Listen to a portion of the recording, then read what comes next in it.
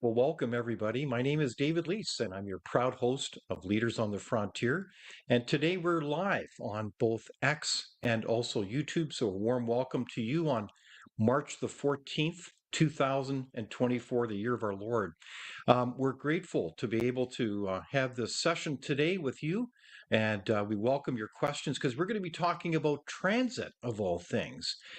Does transit actually serve you? Because this week, a landmark report, a study was released by the Frontier Center for Public Policy.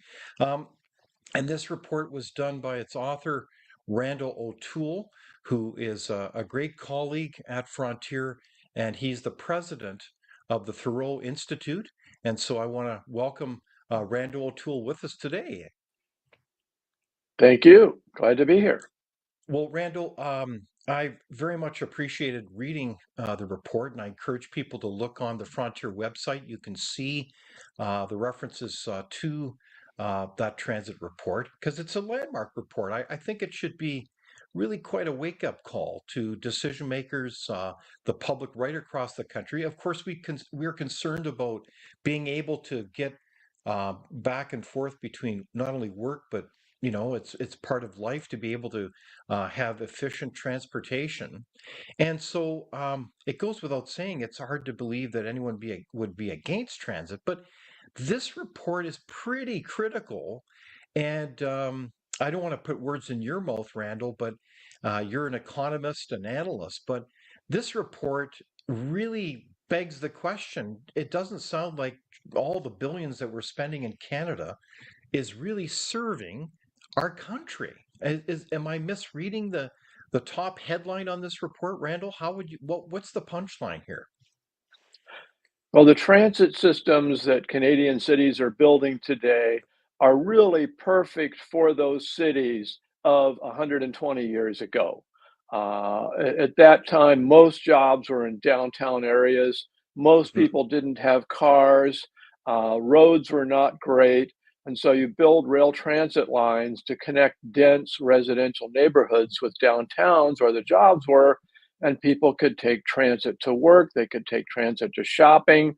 Mhm. There were often transit lines out to amusement parks and things like that, but most of the transit was oriented around the downtowns. Today, cities aren't like that anymore. Downtowns are no longer the location of most jobs. Just as an example, less than 10% of all jobs in the Calgary urban area are in downtown Calgary. Mhm. And transit is still oriented towards those downtowns. So if you work in downtown Calgary, you're almost 50% likely to take transit to work. Almost half the people who work in downtown Calgary take Mhm. transit to work. But people in the rest of the Calgary urban area, transit doesn't work for them. You're more than 90% likely to drive or use some other mode of transportation than you are to take transit to work Okay. in the rest of Calgary. So the transit agencies and cities have designed transit systems that serve 19th century cities, not 21st century cities. And they frantically are now spending billions of dollars on more rail transit that no longer makes sense. We've Wow. So invented a this is replacement technology, so it doesn't make sense anymore.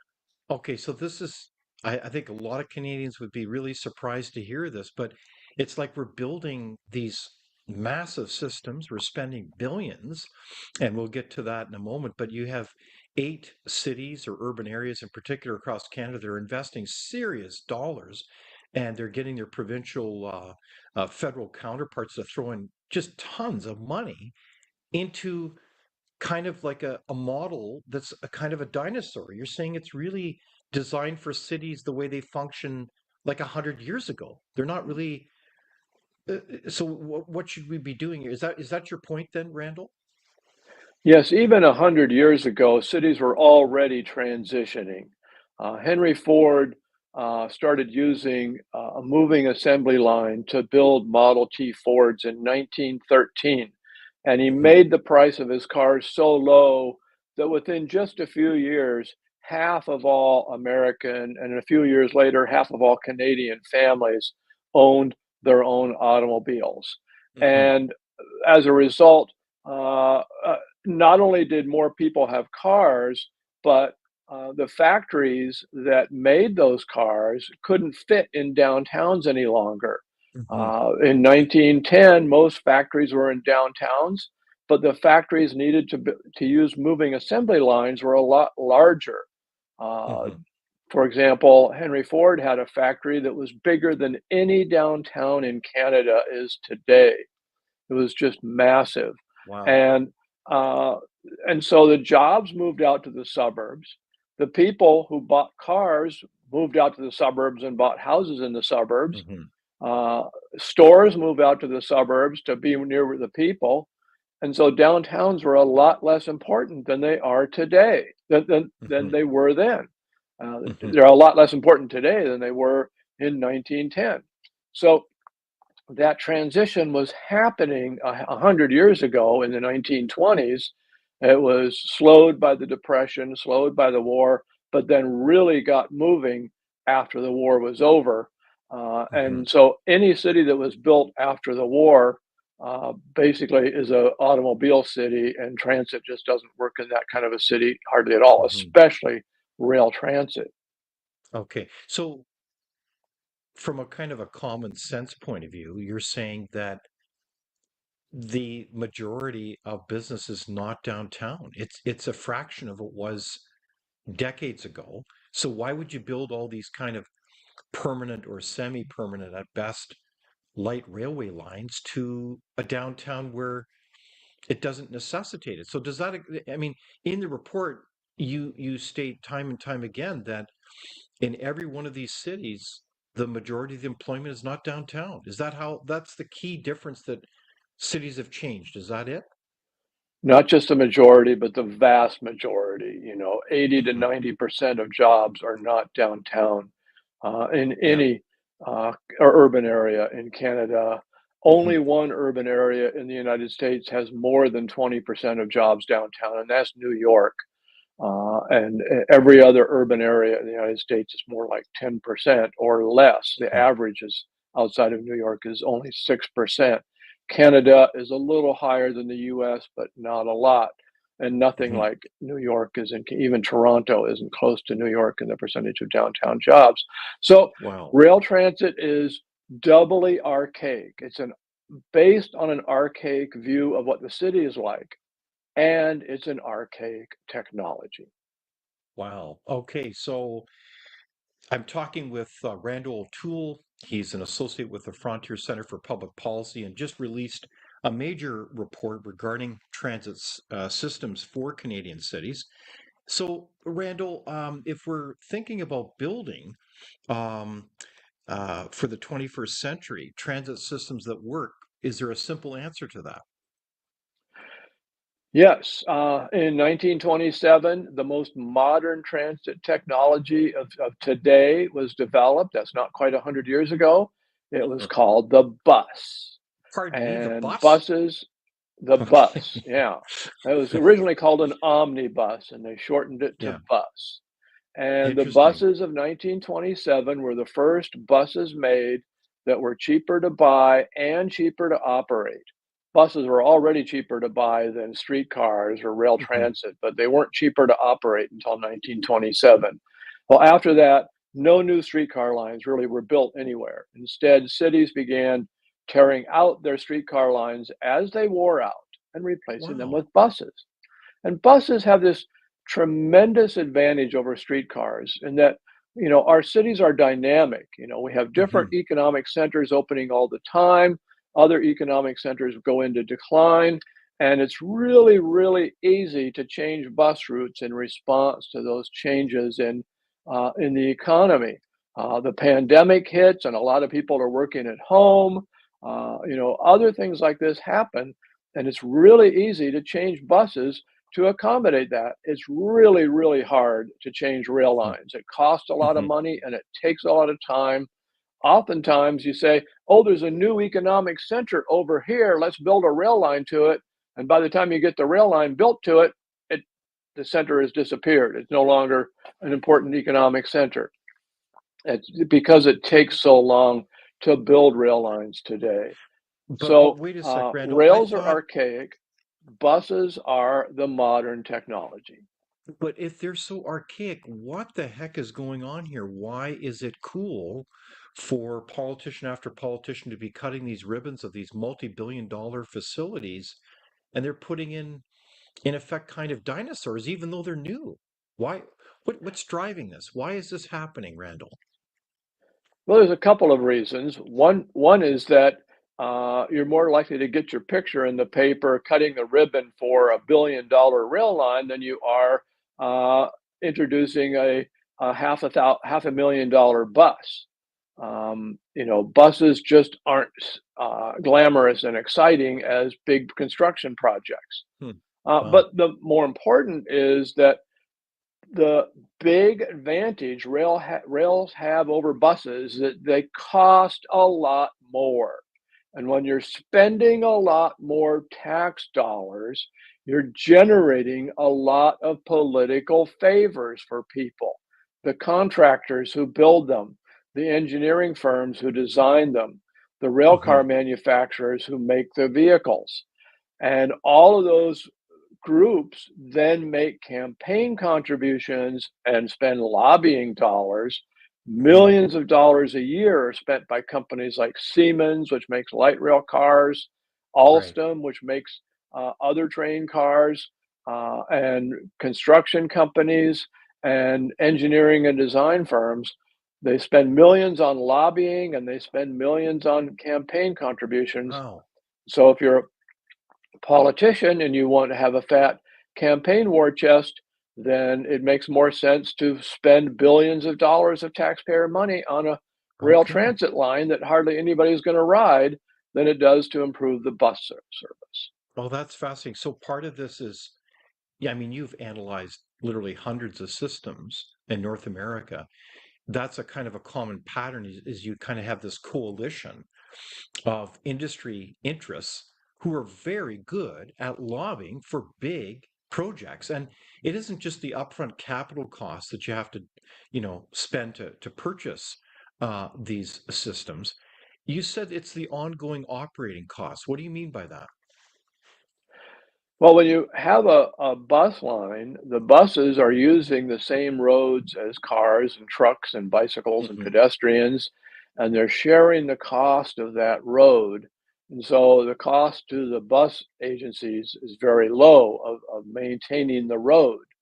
If you've got a rail line, you have to maintain those rails to fairly precise standards, because Hmm. if you lose those standards, if they get out of whack, then you start getting derailments, you start getting Hmm. fires when the electrical systems aren't working well. All kinds of problems happen if you don't spend a lot of money on maintenance for a rail line that serves relatively few people, carries no freight. You can't bicycle on it.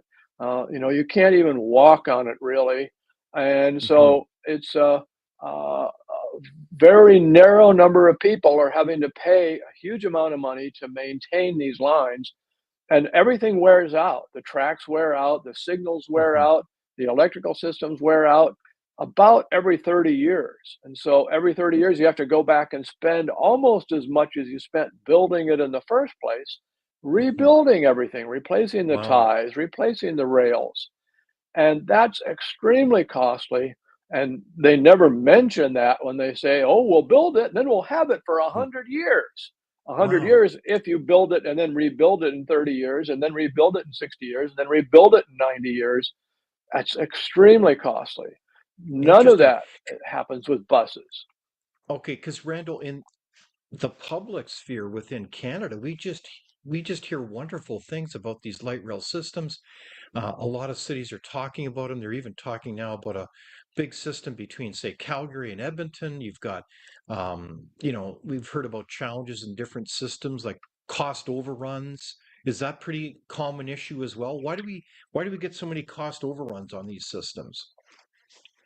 Well, cost overruns happen for one of two reasons. Either the people who planned it were optimistic in their estimates, Hmm. accidentally optimistic.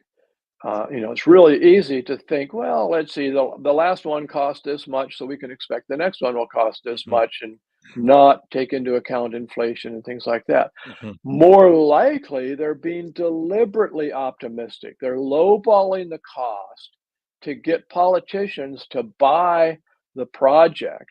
And then once they start funding it, then they come back and say, oops, the cost of concrete and steel has gone way up. We couldn't have foreseen this, but it's happened anyway. And you wouldn't want to waste the money we've already spent on it. So you'll have to Yeah. appropriate more money to allow us to finish the project. So that's what's really happening with the cost overruns. But even without the cost overruns, it's just incredible how much these systems cost today. Mhm. Mhm. In the 1950s, Toronto built its first subway system, first subway line, and in today's dollars, it cost about $70 million a mile for a subway. Today, Toronto is spending more than $1 billion a mile on a new subway Wow. line. In the Yeah. 1970s, Mm. Edmonton was building a light rail line, and it cost Mhm. like $12 million Mhm. a mile, some insignificant number. And now we're Mhm. seeing light rail lines cost 3 and 4 and 500 million dollars a mile. The same thing is true with the SkyTrain in Vancouver. The first ones are Mhm. cheap, now they're really expensive. Wow. So there's a lot of information here in the report, and I encourage again people to look at it on the Frontier website. It's a fascinating report because you really give us reality therapy, Randall, on the nature of these light rail systems. Um, it's not just the low passenger volume, it's also their speed is relatively slow. What would speed have to do with this? Well, you keep using the term light rail, and it's important to understand that light rail is the kind of rail that you see in Calgary and Edmonton and Ottawa. Uh, the subways in Montreal and Toronto are called heavy rail. And Okay. people think that that has something to do with weight, that heavy rail cars weigh more than light rail cars. So the rails they ride on weigh more than light rails. In fact, that's not true. Light rail cars actually weigh more than heavy rail cars, and the rails they use are the same. What the light and heavy refer to is capacity. Light rail is light capacity, it's low capacity transit. Heavy rail is supposed to be high capacity transit. But you want to know what's really high capacity transit? It's that newfangled contraption called the bus. Yes, A back to the heavy rail buses. train can hold maybe 800 people. A Mhm, light rail mhm, train can hold maybe 450 people. mhm. But for safety reasons, you can only run the light rail trains about 20 times an hour. You can only run the heavy rail trains about 25, or maybe if you've got a really good signaling system, 30 times an hour. I've Mhm, seen busways that run 250 to 300 buses an hour. mhm. There are busways in the world that can run 600 buses an hour or more. And while Wow. each bus is individually smaller than a light rail or heavy rail train, because you can run so many more, you Mhm. actually can have higher capacity. And here's the really neat thing about buses. You don't have to spend $1 billion a mile to start a bus line. So if Mm. you've got a route that needs to move 1,000 people an hour, you just run enough buses to move 1,000 people. If you've got a route that Isn't needs that to move something? 50,000 people an hour, you run more buses on that route. Mhm. With light rail or heavy rail, first you have to spend 500 million to $1 billion a mile before you can run anything at all. And Yeah. then if you Wow. don't get the usage, you can't aren't able to justify spending all that money in the first place. So buses really, we've got to bring them back, right, Randall? I mean, it's almost like, well, where's the bus industry? It's almost like they need to get involved because they're flexible, they're faster, more capacity. I mean, it's like on any count, you can't really compare it to these rail systems. Well, here's the weird thing about rail. You build a rail line and maybe if you're building a rail line from point A to point B, you might have had a bus going from point A to point B, and you've replaced that bus with the rail line. But Hmm. then you have another bus that went from point C to point B, and another bus that went from point D to point B, and they went sort of parallel to the first Hmm. bus that went from point A to point B. What you do is, instead of running those second and third buses, is that you reroute them to go into the rail line. They become feeder Hmm. buses into the rail line, so people have to change from a bus to a train, and that slows down their ride. You asked about how fast these trains are, and they're about 20, 25 miles an hour for light rail, a little bit faster for heavy rail. So when you have to change from a bus to a rail, it slows down the ride. But what it also means is you're going to need a lot more buses to feed all those rail lines. So if you're a bus manufacturer, you don't lose when they build rail, because they have Oh. to buy more buses from you to run those trains. So the Wow. bus manufacturers don't have any interest in lobbying against rail. The Hmm. only people who want to lobby against rail are the people who are going to have to pay for it, the taxpayers.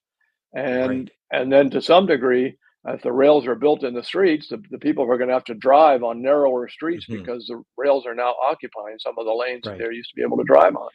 But I'm speaking with Randal O'Toole about a landmark report regarding transit in Canada.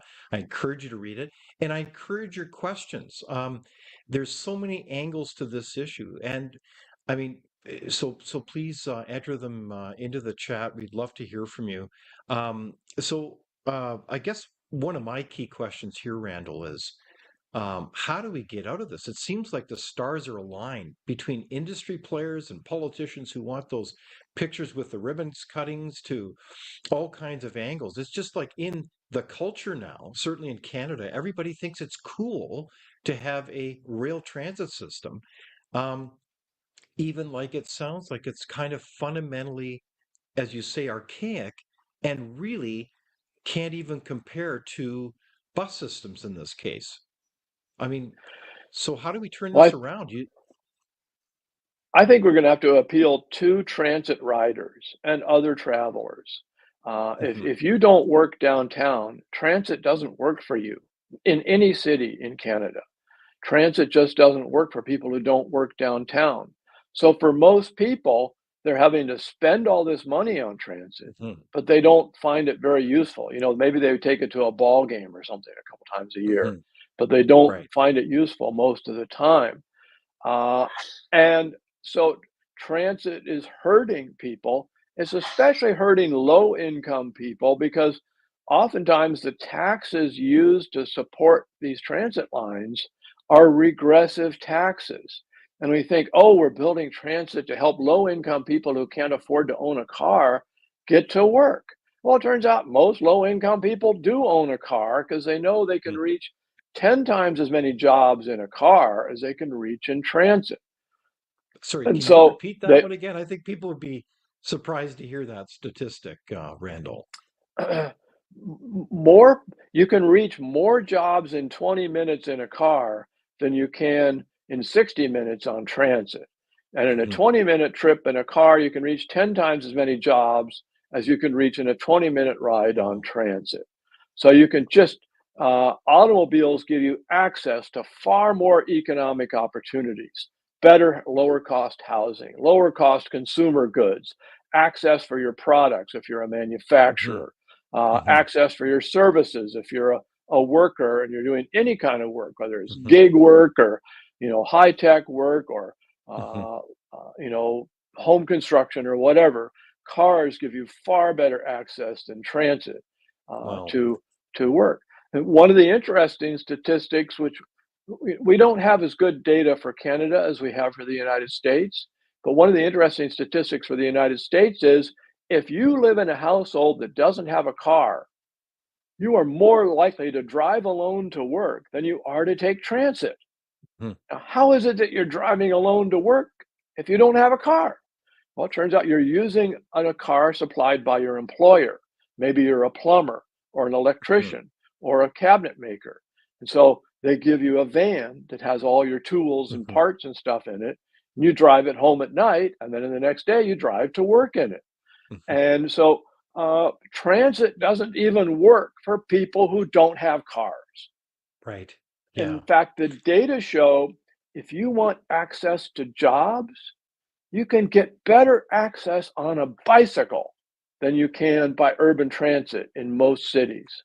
And Interesting. again, I'm looking at American cities, but even in New York, you can get better access on a bicycle than you Mhm. can on urban transit. New York City, of course, has the best transit system in America, and it's that bad that a bicycle is better. Wow. So a lot of takeaways from there, and actually one of the I'm going to come back to that in a sec because basically you said rail transit is really socially unjust, and I think that's a really critical point. I mean, it's not really fair that you have all these people because okay. So I have a question from the audience: are any transit systems paid for by tickets?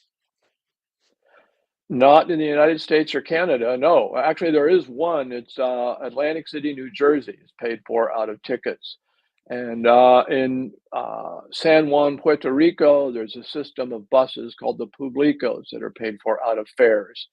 But other Okay. than that, almost all of them are subsidized. I guess I should say there's one more. There's a ferry boat system in New York City called the New York City Waterway that's paid All right. for out of But the tickets. point is that almost all transit systems are heavily subsidized by the taxpayer because it can't just be operating. You've also got to pay for the capital, right? Or amortize it out. But it's all Yes, subsidized. Is in that a fair general, comment? before the pandemic, fares paid only about 30 to 35% of the cost of operating transit. And when you add capital cost in, you're down to 25%. Since the Mhm. pandemic, transit ridership has been a little lower, and fares are paying more like 10 to 20% of costs. So Mhm. fares don't come close. And here's the real problem with that: if you're a transit agency and most of your money is coming from tax dollars, which are appropriated by politicians, rather than fares, then you put most of your efforts into designing your transit system to please the politicians, not to serve the transit riders.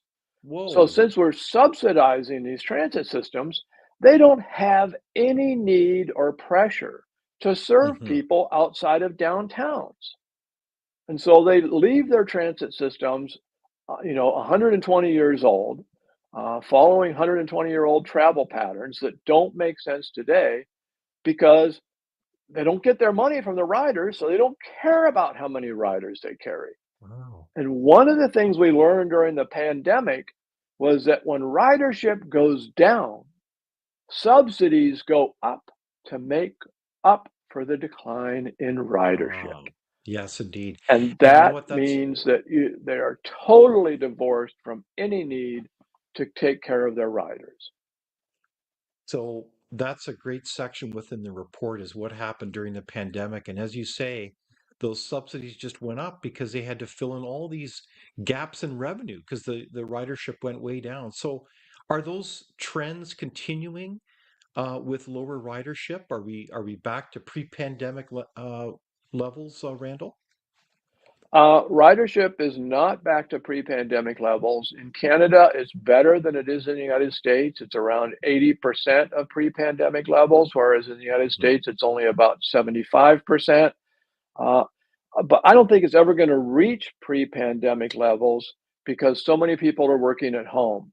And Mm. the increase in the people working at home has taken a bigger bite out of transit than it has out of driving to work. That's because so many of the transit riders were people who work downtown, and downtown office workers are the people who are most likely to be able to Uh, work at home. Also, a lot of people who have a car were taking transit to work because they wanted to avoid congestion. Well, mhm. now that a lot of people are working at home, there's less congestion. So people who were previously taking transit to work, if they don't work at home, are now driving to work in less congested conditions. So Mhm. that's a double whammy that's hit transit systems.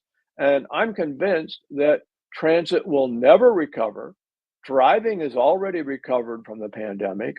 Flying has recovered from the pandemic, but transit hasn't, and I don't think it ever will recover because of the high numbers of people working at home.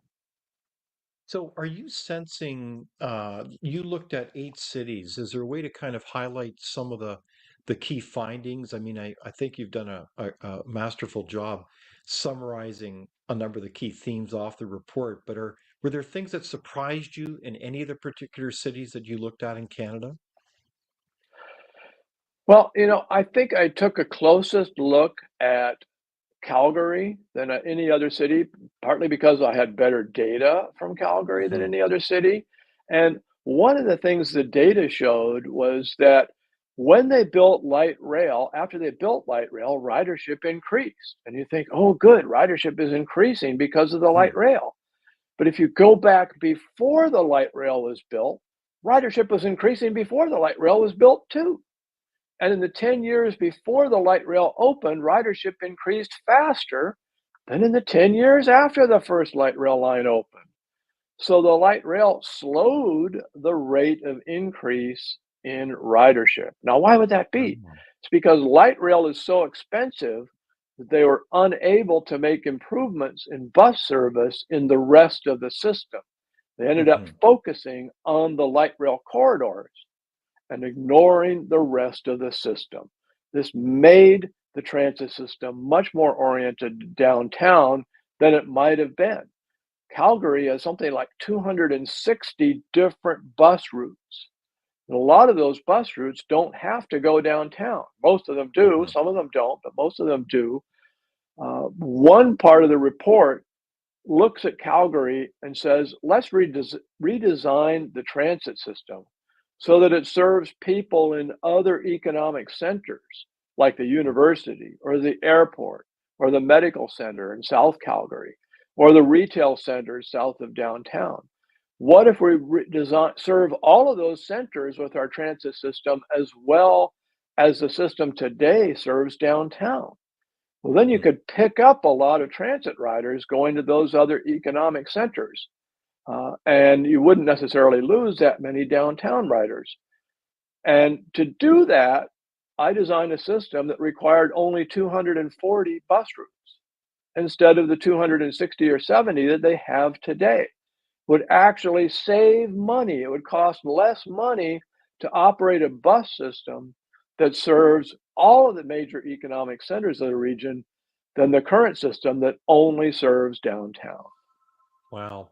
No, it is really quite remarkable, the results from this report that you show. And you'd think that, I know that I use this word deliberately, but these systems are really not sustainable financially, are they? I mean, you hear, you know, debate after debate now across these 8 cities, from Ottawa to Vancouver, everywhere in between. You've got systems that are really kind of imploding under the weight of these poor ridership numbers and the major costs. So will this not force them to look at these decisions and say, wow, this makes no sense that we're putting in all these rail transit systems because we can't afford it. Well, transit agencies, I'm convinced, are in total denial of reality. Hmm. And they have been in total denial because they've been able to propagandize people. They talk about how transit helps poor people. They talk about how transit is greener than driving. They talk about Hmm. how transit relieves congestion. And so they get support from a wide variety of people. When actually, when you look at the numbers, transit does more harm to poor people than it does good because most poor people are driving to work and they're having to pay regressive taxes to support transit rides they aren't taking. Hmm. Transit uses more energy per passenger mile that it carries than the average car, and unless most of your electricity comes from hydroelectric dams, rail transit, it generates more greenhouse gases to generate that electricity. In Alberta, for example, most of the electricity comes from burning fossil fuels. Hmm. So Hmm. the Calgary and Edmonton light rail systems are spewing out more greenhouse gases per passenger mile carried than the average car. just because the fossil fuels required to support those uh, light rail lines are spewing out greenhouse gases. Okay, so And as far as Randall, relieving congestion goes, transit simply doesn't carry enough people in most cities to have an impact on congestion. okay. New York So City, Randall, definitely this it is where does. you've crossed the boundaries of discussion. You're saying that these rail systems are bad for the environment? Is that what you just said? And cars are better? You got to be kidding. Well, certainly in Alberta now, and most of the rest of the Canada, most electricity comes from hydroelectric dams or things like that that aren't Okay. generating greenhouse gases. Hmm. But then you have to count what is the greenhouse gas cost of building a transit line that's dedicated to carrying a few people, a small percentage Hmm. of the travelers in the region to work. And that generates huge amounts of greenhouse gases because you need Hmm. lots of concrete, you need lots of steel, and Right. that generates a lot of greenhouse gases, and it takes decades of operational savings to make up for that. And you wonder, you know, we can make cars more efficient. We can make them generate less greenhouse gases with one easy step. We relieve traffic congestion. Hmm. And building light rail or heavy rail doesn't relieve much congestion. Adding new lanes onto an existing freeway doesn't generate much greenhouse gases, doesn't generate as much per mile as building a rail line, but it does relieve a lot of congestion and allows people to travel with less greenhouse gas emissions. Wow. So, Well, you'd have to sit down and look at it city by city. We don't have all the data we need to do that for Canada, but yes, I would say it's easily possible that driving cars like a Toyota Prius or something like that is much greener than riding transit. The average car is greener than transit in at least Alberta and probably in other parts of Canada. Uh, so you'd have to look at it on a city by city basis. okay. So when we look at the bigger picture though, like it's a tremendous report because you're giving the entire 360-degree view here of this issue. And I think for me, one of the things that I find fascinating is how are these decisions made? Like they're involving billions of dollars in every case. And yet you'd think you'd be looking at the options, because in good public policy, you do options analysis. You'd say, well, this is a light rail approach. Well, what about buses? Or what about building better roads to enable people to have more flexibility, say, in their car and have less traffic congestion? So it sounds like we're not doing basic policy analysis then. Am I being too hard on these people? No, I don't think you are. They often will hire engineering firms to do the alternatives analysis. And the engineering firms know that if they decide to build a rail line, that those same engineering firms are probably going to get hired to do the design work and the engineering work for the rail line. So they have an incentive to distort the outcome. So, what they typically do, if they consider a bus alternative at all compared to rails, is they'll cripple the bus alternative. They'll say things like that. Well, like if we run 20 buses an hour, we won't be able to move as many people as if we run 20 trains an hour. So, light rail beats buses. They won't consider the fact that you could easily run 150 to 200 buses an hour on the same city streets that you're running 20 buses an hour. Mhm. And you can easily carry more people than the light rail if you ever need to. Yeah. I Wow. even reviewed one report that said they put together a bus alternative and then they put together a rail alternative that had all the bus improvements in it plus rail. And for some reason, they found that the bus alternative alone attracted more riders than the bus alternative with rails. And so they went back and they deleted a lot of the bus lines from the rail alternative to make the rail alternative come out as to having more riders. And then they said to Oh the my public, gosh. oh, we have to build the rails to get more riders. And this was right in their reports that nobody but me read.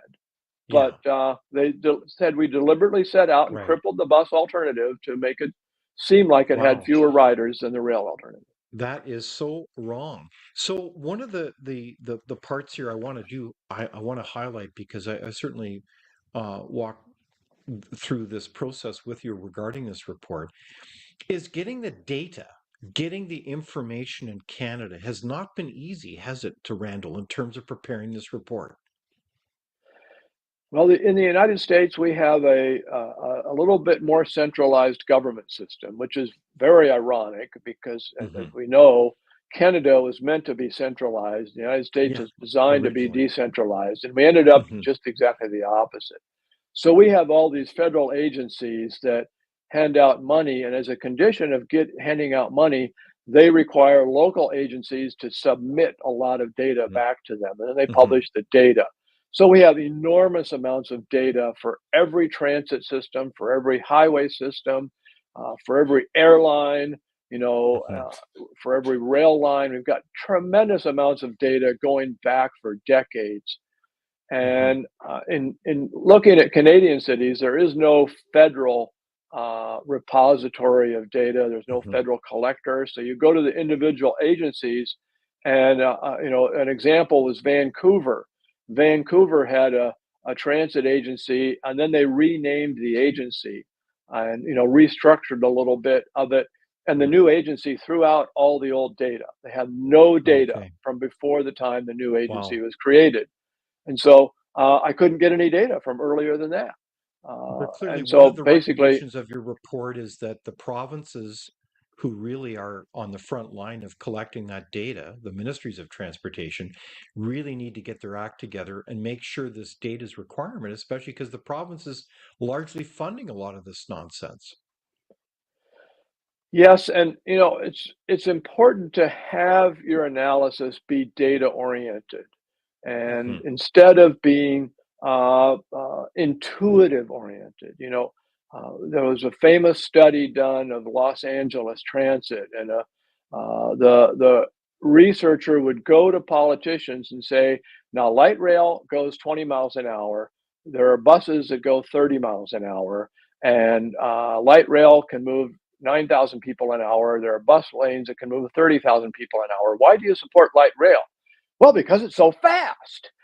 Everybody's going to want to ride it because it's going to be so much faster than buses. Well, you know, I just informed you that it was slower than buses. Yes, but it can move so many more people than buses. Hmm. So, you know, it's Right. all based on intuition and Yeah. mythology, and not based Hmm. on reality.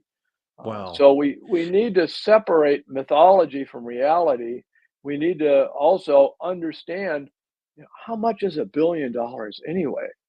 You know, people Wow. don't really understand $1 million, much less a billion. I think most people Hmm. understand $1,000, but Hmm. one famous cartoonist pointed out that we understand 100 and we understand one. So if you say this is going to cost $100 million, whereas this is going to cost only $1 billion, it sounds like 1 billion is less than 100 million. Yeah. Wow. So let's give our heads a shake and let's look at the data and evidence. That's for sure. So we have an audience question as well here. Do you think, Randall, that it would be more cost effective for a city to have a fleet of electric cars for citizens to have a subscription to use? What do you think, Randall? Well, that could be. You know, I don't even think the city needs to do that. If cities stop subsidizing transit systems, I think you would see private transit spring up. I mean, our transit systems are so bad today that if you go to places like Seattle and San Francisco, you'll see a lot of white buses driving around, and they're sometimes called Google buses because Google has a whole fleet of buses to help its workers get to work.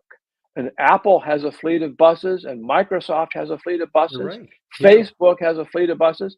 That's because the transit systems don't work. Yeah. Their offices aren't downtown. And so if they want to get their people to work by transit, they have to provide their own buses. Ford Motor Company actually owned a private bus company a few years ago called Chariot, that they were running around Boston and San Francisco and other cities. They finally gave up because they couldn't compete against the heavily subsidized transit systems. But if we ended transit subsidies, we would see private transit grow up where it makes sense, Mm. and that means buses, not trains. What's an interesting aside here, though, is the whole use of electrics. Um, you really have to look at it carefully, don't you? In terms of there's a lot of subsidization going on with EVs, and that makes it more complicated, doesn't it? It kind of clouds our decision making. Well, EVs are a different issue. If you say we have to have electric rail transit because it'll save greenhouse gases, you can say, well, why don't we just have electric cars and electric buses? Um, Mm. Part of the issue is we don't have the generating capacity to generate enough electricity to support all of our transportation. We're lucky that only 1 or 2% of all travel in the United States and Canada takes rail uses rails to move passengers. Most Mhm. of it is using buses or cars or trucks, and they're mostly fossil fuel powered. The power used to power all of our transportation is about 130% of our electrical grid. So if we gave up electric heating and electric lighting and electric kitchens and used all of our electrical power for transportation, we still wouldn't have enough to support the transportation system we have today. Okay. So, EVs are right now a curiosity. They're not selling that well because they're a lot more expensive, even with subsidies. And then there's the whole range anxiety problem that, Mm. especially in remote parts of Canada and the United States, it's hard to find chargers. So, and the batteries only last a few years, and then I have a friend who has an electric car, and he drives it around his neighborhood, but the batteries only last 9 miles today. So, it was it was a great car when it was brand new, but now he can only drive 5 miles and has to rush home to plug it in. No kidding. So part of the challenge with EVs is the battery life. Their range does tend to decrease over time. Is that the pattern? Yes, yes, Okay. and their range especially decreases in cold temperatures, which isn't a problem in Canada, of Right. course. No, of course not. Not in Canada. Um, so one of the questions though I would have is with rail transit, is there a benefit though to allowing so-called more density of development and being able to promote more economic development and moving towards the utopian ideals of a 15-minute city, Randall? Surely this is the pathway and the reason why, although rail transit doesn't compare with buses, we should be still going ahead with them because we can create more 15-minute cities. Well, we had 15-minute cities about 200 years ago. The only way of getting around cities was on foot. Most people couldn't afford to own a horse or a carriage. A few people did, but most people couldn't. So the only way was getting around on foot. So everything had to be within walking distance of where you lived. The jobs weren't downtown because we didn't have factories in 200 years ago. And so the jobs were located scattered all around the city. The retailers were scattered all around the city, and so on and so forth. Hmm. Um, and then we got new technologies. We got horse cars, we got ferry boats, and then eventually we got cable cars and electric street cars. And people didn't need to have everything within 15 minutes of their home anymore, and so they spread outwards. And then we got the automobile, and they really spread outwards. And so the people who are saying 15-minute city want to turn the clock back 200 years. The people who are saying rail transit only want to turn the clock back 120 years. And the idea that we can use them both in combination, have Mhm. a rail transit system that is lined with high density housing projects. It sounds great on paper, Mhm. but first of all, most people don't want to live in high density housing projects.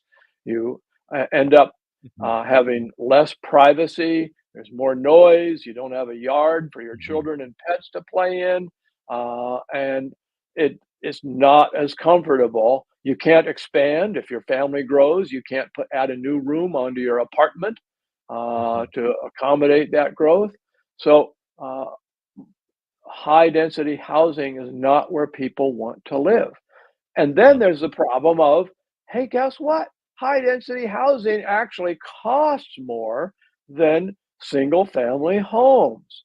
Because if you're building a 4, 5, or 6 story apartment building, which is what you're seeing spring up along the transit lines, they call them transit oriented developments, you need a lot more concrete, you need a lot more steel to support the upper stories, and you need elevators to get people to those upper stories because Hmm. people aren't going to climb 4 or 5 flights of stairs to get to their apartments. Hmm. And all of those things cost more, which means that a 4 story building costs twice as much per square foot as a single family home. A 5 story building can cost 3 times as much, and so on and so forth. It just costs more and more per square foot. And so, in order to accommodate that, you end up with smaller and smaller apartments. I'm seeing apartments being built that are like 260 square feet per Wow. unit. And they say, look, 260 we built square these feet. units for only $400,000. And we Whoa. got a 260 square foot apartment. And, for $400,000, you can build a 200,000 or 2,000 square foot single family home. So Wow. that's hardly a victory. So within the Canadian context, though, and you studied this market well, and of course our senior fellow at Frontier, Wendell Cox, has done a masterful job documenting the affordability, the high cost of housing across Canada. What's the main reason why housing is so darn expensive in select markets in Canada? Well, you hit the nail on the head when you said in select markets. Vancouver is one of the most expensive housing markets, not in Canada, but in the entire world. Yeah, There's only a handful that are more expensive than just a gong Vancouver. show. Yeah, and Toronto and Montreal are pretty expensive. Calgary and Edmonton are getting up there, and Winnipeg Hmm. is still pretty affordable. And Hmm. what are the differences? And the difference is in the amount of regional planning that's going on in these provinces.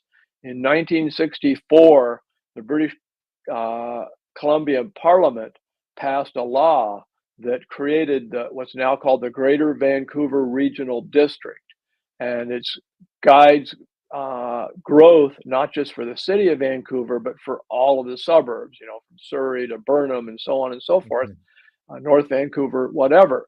And one of the things they did early on was they drew an urban growth boundary and they said no new housing will be built outside of this boundary. Hmm. And instead, we're going to build up, not out. We're going to build high density housing projects. So you're going to see Pack 'em and five stack 'em, story Randall. buildings or 10-story apartment buildings spring up next to your single family home. Hmm. And uh, that has not made housing cheaper. It's made it more expensive because, as I Hmm. say, those high density housing projects cost a lot more to build.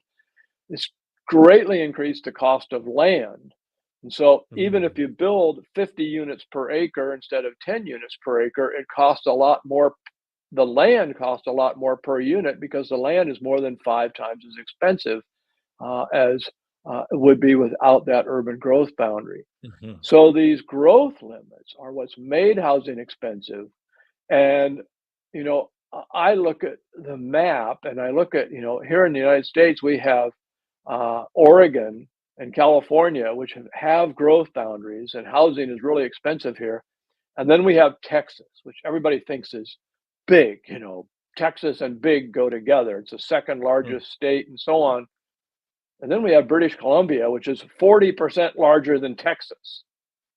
And Wow. British Columbia is running out of land, so you have to confine Vancouver growth to 1% of the entire province. Okay, but to be That's clear, you're saying ridiculous. that sarcastically, Randall. You're pretty dry with your sense of Exactly. humor. Wow, we have tons of land, and yet we are confining people in these land bubbles and creating a nightmare for the next generation because they will never own a home. Yes, and we the Greater Vancouver Regional District planners knew that when they were doing it.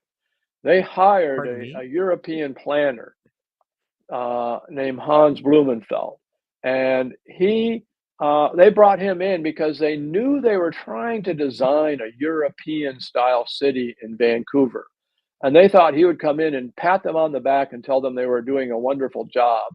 And he looked at it and he said, "Look, you've got this giant province here. You've got zillions of acres of forest. You've got hundreds of thousands of acres of farmlands. You don't need to do this. You're going to make housing really expensive, and you're not going to save anything, as far as green space or recreation areas, or it's not going to make farming more expensive or logging more expensive. All you're going to do is make housing more expensive." And they ignored him. They poo-pooed it.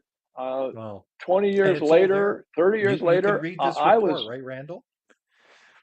yes, in fact, you can download it from my website. But uh, Okay. 30 years later, I was asked to look at housing or the land use planning in Vancouver, and I said the same thing.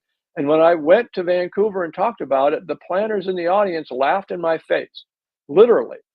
They just said, "No, no, we don't have anything to do with the high housing prices at all. It would be silly for us to allow more land to be devoted to housing." Wow. But this is the whole philosophy of so-called smart growth, is it not, Randall? Like the whole idea that we are smart and we're going to create smart growth because we know better in terms of really creating that kind of land use rules that would create a land bubble that would escalate the cost ultimately of what you pay for a house and make it totally unaffordable. Certainly in the Vancouver market alone, and it is a poster child of foolishness in terms of policy in the world now, because it costs 12 to 14 times the average family income. So who can afford that? Almost nobody. Yes, and the one thing that the planners are really good at is coming up with great language to support their arguments. Yes. They invented the term smart growth. If you Mhm. talk to the people who first used the term smart growth, which came out of Maryland, uh, they said we invented that term so that we could call anybody who disagreed with us in favor of dumb growth. Well, I Yes, looked up the exactly. definition of smart, and the original definition of smart is not wise or intelligent, but a sharp, stinging pain.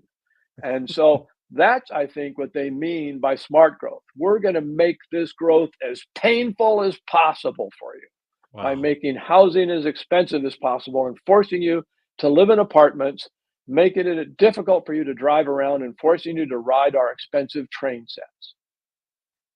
Well, this has certainly been a powerful conversation, Randall, because you look at these kinds of policies and you look at rail transit, where we're spending billions of dollars and we're really not making, as your report summarizes so well, wise decisions. And wise decisions should be about serving the people, serving the transit riders, serving the larger community, because cities are not just places to live. They are, as the famous Alain Berthaud says, cities are not just cities to live, they are places for labor exchange. People go there to find a job, and employers go there to find an employee. So you've got to make a community livable, affordable, but also a place where people can get around within about an hour. Otherwise, it's not going to be, people are not going to take those jobs. And so this is a very important issue. So, what can we do to move the ball forward then when it comes to the foolishness of this kind of policy? And there's a lot of money being spent. What can we do as citizens other than to read this report, Randall? Well, read this report or a summary and pass it out to as many of your friends as possible. Really, we're on this trend line towards wasting billions, tens of billions of dollars on archaic transportation systems. We need to reverse that. I recently read a paper. It was called the global cost of driving. Mm, And they talked about traffic deaths, they talked about pollution, and so on and so forth. But if you look at the numbers in the United States and Canada, traffic fatalities peaked about 50 years ago. Pollution peaked about 50 years ago. We drive, you know, 3 times as much today as we did 50 years ago, and yet total pollution from cars is down by 90%, even though we're driving 3 times as much. Wow. Fatalities are way down, even though we're driving 3 times as So that's a much, great which story. That's a means good that news the story. problems of the automobile can be solved without forcing people to drive less. Hmm. Instead of talking about the cost of driving, we need to talk about the benefits of driving, how the Mm. cars give us access to more jobs, better housing, more Mhm. recreation areas. Cars played a key role in the civil rights movement and the women's rights movement. It's no coincidence that women's rights dramatically increased after families were able to afford 2 cars instead of just one, so that both the parents, both husband and wife could drive to work even if they weren't working in the same place. So cars have given us tremendous amounts of benefits, and against those benefits, the costs have been low, and we can make the cost lower by improving automobile technology better than we can do it by trying to get people to drive less. Okay, I think that's a very good challenge, Randall, as we get to the closing of our really fine discussion. Is you're challenging us to remember the benefits of various transit systems, including buses, but also the automobile. We should not take that for granted. So we need to speak up and share it. I encourage our audience to share this discussion interview with your friends, colleagues, or even elected officials. But we need to take a critical view at these issues to better serve the people. I mean, how can you be against that? So I do have one final question, Randall, because would you believe it or not, in Canada on April the 1st, just around the corner, we're going to have a quadrupling of the federal taxes, the carbon taxes on our fuel. Do carbon taxes work, Randall? What do you think? Well, if we agree that uh, that global warming is a serious, serious problem, it's an existential crisis, and Hmm. I think carbon taxes are the best way to go. Um, when I read the reports about global warming, they say that global warming in 100 years is going to reduce our gross domestic product by 5%. And I'm saying, wait a minute, 5%, we're supposed to spend trillions of dollars extra today on transportation and heating our homes and everything else to save 5% of gross national product. That's almost a rounding error for 100 years from now. Exactly. Yeah. And so uh, I don't think, I think global warming might be real, but it's not an existential problem. Mm. And it's not necessarily the solution is not necessarily to make people pay a lot more today. We can Mhm. get cars that are more fuel efficient without necessarily quadrupling fuel prices. Exactly. So again, we need to put these issues into perspective because I mean, I look at the taxes that we already pay.